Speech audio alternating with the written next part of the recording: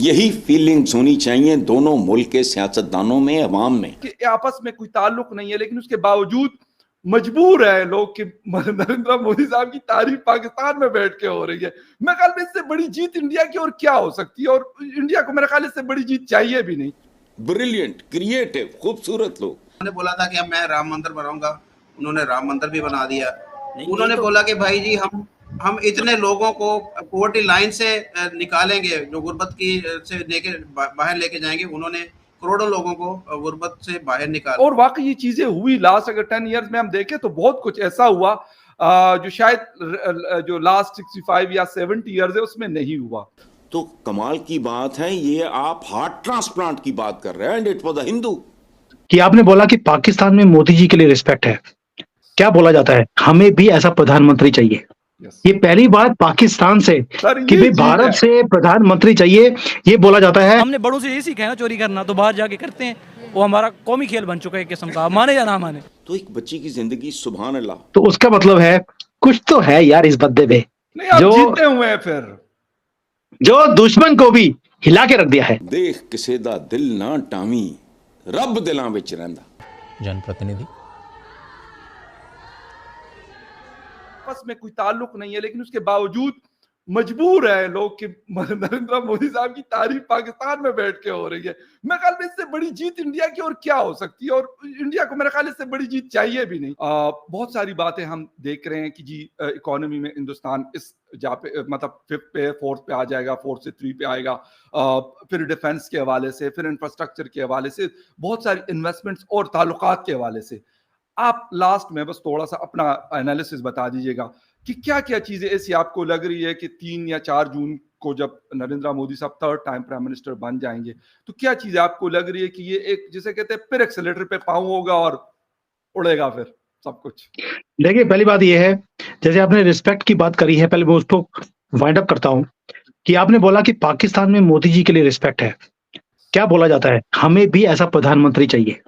ये पहली बात पाकिस्तान से कि भाई भारत से प्रधानमंत्री चाहिए, ये बोला जाता है। और मजे की बात देखिए, अगर हम मान लेते हैं कि पाकिस्तान हमारा नंबर 1 दुश्मन है, चाइना हमारा नंबर 2 दुश्मन है, चाइना में भी मोदी जी की या जयशंकर जी की जो स्टेटमेंट्स हैं वो वायरल होती हैं सोशल मीडिया पर, जहां पर गवर्नमेंट का कंट्रोल है।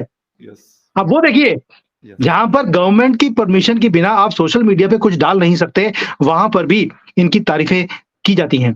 जब दुश्मन आपकी तारीफ करना शुरू हो जाए, नंबर 1 एंड नंबर 2 भी, नंबर 3 तो है ही नहीं, तो उसका मतलब है कुछ तो है यार इस बद्दे पे, जो जीते हुए हैं, फिर जो दुश्मन को भी हिला के रख दिया है। पहली बात तो ये।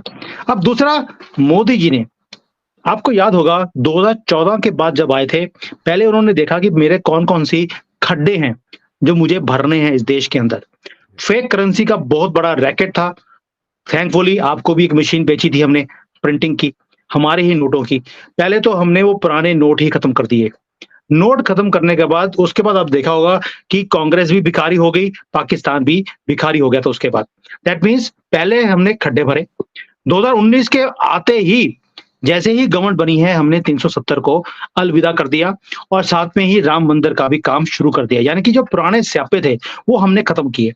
अब ये खड्डे भरने का काम खत्म हो गया, अब आती है पूरी स्पीड पे। यानी कि अब रनवे बन चुका है, अब प्लेन को टेक ओवर करना है, टेक ऑफ करना है, पूरी स्पीड से प्लेन को भगाना पड़ेगा पूरी फोर्स के साथ। और गवर्नमेंट ने बोल दिया है, मोदी जी ने, कि पहले 100 साल में मैं इतने बड़े बड़े काम करने वाला हूं कि दुनिया देखेगी कि ये क्या हो रहा है। इतनी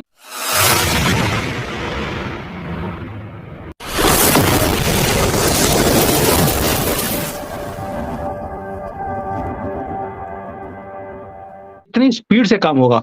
और दुनिया का जो सबसे बड़ा फोरम होता है, जैसे G7 है, उसकी मीटिंग होने वाली है। उसमें ऑलरेडी मोदी जी को इनविटेशन दे दिया गया है, यानी कि उनको पहले ही पता है कि प्रधानमंत्री कौन बनने वाला है। दूसरी बात, जो दुनिया के बड़े बड़े बिजनेसमैन हैं, उन्होंने अपनी फ्लाइटों की टिकट बुक करा ली है। वो सारे के सारे भारत में लैंड करने वाले हैं 4 जून के बाद कि माई बाप सानू बचा लो, अमेरिका डूब गया, यूरोप डूब गया, चाइना डूब गया, अब हमें कोई बचा सकता है तो आप बचा सकते हो, क्योंकि आप 8% पे राइज कर रहे हो। यानी कि अगर इन सारी कंपनीज की सपोर्ट के बिना हम अपने बलबूते पे 8% पे राइज कर रहे हैं। इनके आने के बाद आप ऐड कर सकते हैं कि कितना परसेंटेज हमारी जो जीडीपी में और ग्रोथ आएगी। एक तो ये है। दूसरा, हमारे यहाँ पर भी जैसे आपके वहां पर टैक्स की चोरी होती है या टैक्स कोई देता ही नहीं है, हमारे मुल्क में भी यही हाल था। मोदी जी ने आने के बाद वो सारे काम बंद कर दिए, जिससे कि 2 नंबर के काम बंद हो गए हैं। अब उसकी स्पीड आप और देखेंगे, जिससे हमारी जीडीपी और तेजी से बढ़नी शुरू होगी। अब आप सोच के देखिए, 2030 का आंकड़ा था आईएमएफ का, वर्ल्ड बैंक का, कि भारत 2030 में 3rd लार्जेस्ट बनेगा। I was the only one who was saying कि भैया हम 2025 में 3rd लार्जेस्ट बन जाएंगे। आज थोड़े दिन पहले आईएमएफ की रिपोर्ट थी कि 2030 नहीं 2027 में कर लेंगे। बिल्कुल सर। आज Yes. यूबीएस जो है, यूबीएस की रिपोर्ट है कि हम 2026 में ही क्रॉस कर लेंगे। यानी कि ये ऐसा ऐसा सुमित जैन की जो एनालिसिस है वहां पे पहुंचने वाले हैं कि हाँ यार 2025 में हो जाएगा। और ये मैं गारंटी से बोल रहा हूं। उसका रीजन है, भारत आज की डेट में राइज कर रहा है, जापान हमारे से आगे है, उसकी करेंसी 50% डीवैल्यू हो चुकी है पिछले 1 साल में या 2 सालों में। दैट मीन्स वो तेजी से नीचे गिर रहे हैं, हम तेजी से राइज कर रहे हैं। यानी कि ये गैप जो जापान और हमारी इकोनॉमी का है वो नीचे जाएगा। जर्मनी का भी यही हाल है, उनको बचाने वाला कोई नहीं है।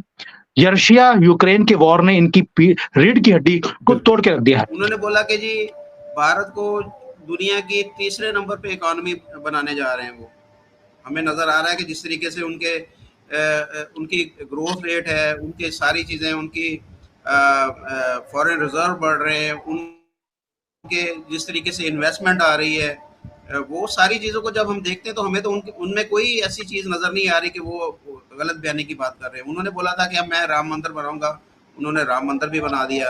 उन्होंने बोला कि भाई जी हम इतने लोगों को पॉवर्टी लाइन से निकालेंगे, जो गुर्बत की से बाहर लेके जाएंगे। उन्होंने करोड़ों लोगों को गुर्बत से बाहर निकाला।